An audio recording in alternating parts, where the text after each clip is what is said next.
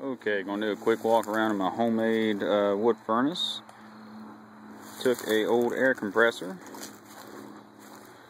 Had the motor, had two motors and piston type compressors mounted up here. It's a control cabinet. Put a 60-gallon air compressor tank inside to use as my firebox. You see I'm running about 160 degrees. The fan's not running right now. I have my air coming out of the top. Not sure if you can see, but there is a pipe in the back that pushes air to the bottom. I was having problems with it getting hot enough. It would smolder, but it wouldn't get hot enough to burn. My latch system. My wife's idea to put a little handle on it. So I have my flue running horizontal through the tank, coming out of the back. I did that to capture as much heat as I could. And comes out of the top. Smoking a little bit right now, but it's not firing.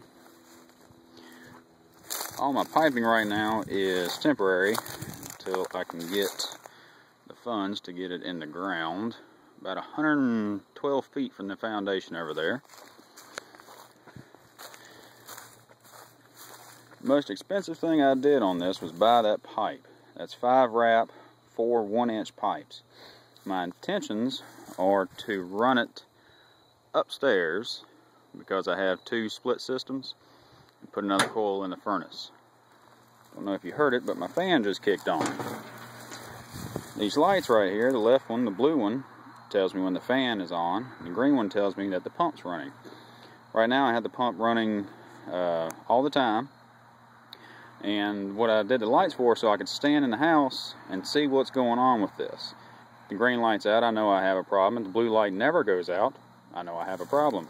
It also tells me if I'm out of wood. So, this is what I have inside the cabinet. It's also, I'm going to say temporary. It's not wired quite as nice as I'd like, but I have my fan, pushes air through the PVC hose into the top of the firebox, solenoid there to open and close the damper door, that way when it stops calling for heat, it shuts down all the way. I have my aquastat without a cover on it because I've been adjusting it. Power coming in through a drop cord right now, hitting the terminal block. Both the pump and fan are fused. There's a pump, my pump, that I just ordered. I had another one, that's why my flanges are red, my pump is green. I had a Bell & Gossett pump, but it did not want to work for me. Once I got it bled, it made a terrible noise, and it was just an old pump. This right here, I had a gauge that would tell me pressure and temperature. I had a problem with it, it leaked real bad, but that's not why I took it off. I took it off because I could not get the air to purge out of my system. So I put that fitting there with the 90 and the valve on it. I hooked the water hose up to it and bled all the air out of it that way. So about 3 months part-time, and finally got it going. It's keeping my house around 70 degrees. Actually, I can bump it up as high as I want, it'll get it there. It's putting out around 120 degrees Fahrenheit out of the vents, whereas my heat pump only put out around 80. So my wife's happy, and happy wife, happy life. The only thing I have to do now is get up firewood, which I've been doing anyway. I just need to get more. So far, this thing hasn't consumed a lot of wood. It hasn't been terribly cold, but I'm happy with it. I don't have to fiddle with it all the time. I can load it up, and with the big firebox, I can fill it full of wood. I can let it sit 12, 14, 16 hours and come back to it, and if all the wood's gone, at least there's still hot coals, and I can just throw more wood on it and go.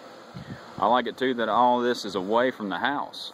I don't have to worry about smoking up my house like I've done before, creosote in the chimney, just no problems.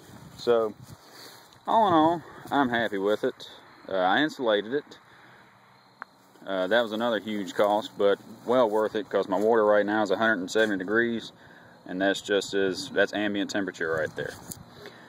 I welded this in, the 6-inch cap, for a pressure release. Just in case it does run away from me, it has somewhere to boil over and it doesn't become a pressure vessel. My welds are pretty good, but not good enough to build a steam boiler.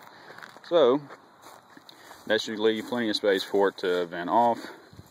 This is my return water, coming back at around 150 right now, which I'm happy with. I think it'll get a lot better when I get the pipe in the ground. So, that's all I have to show you. Almost. I did weld in extra bungs, just in case I want to run it upstairs. I think I eventually will. Probably won't be this winter, because it is getting cold, and I just don't feel like fooling with it. This has been a lot of work and a little bit of time, because I do work a full-time job, 45, 50 hours a week, playing with this part-time. But it's been a lot of fun.